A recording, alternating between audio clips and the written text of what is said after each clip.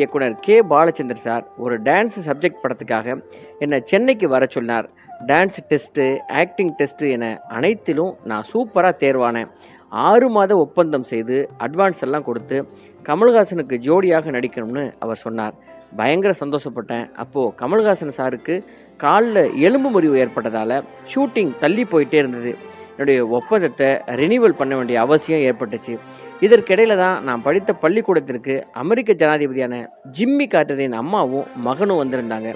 அந்த நிகழ்ச்சியில் நான் டான்ஸ் ஆடினேன். அந்த செய்தி உலகின் பல மீடியாக்களிலும் வெளியாகி எனக்கு சினிமா வாய்ப்புகள் அதிகமாக வர ஆரம்பித்தது.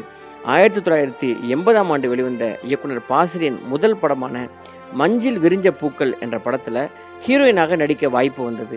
வாய்ப்பை விடக்கூடாது என்று நான் நடித்தேன். அப்போது தான் கல்லூரியில் 3ஆம் ஆண்டு வணிகம் படித்து வந்தேன். மஞ்சில் விரிஞ்ச பூக்கள் படத்தில் சிறப்பாக நடித்த எனக்கு கேரள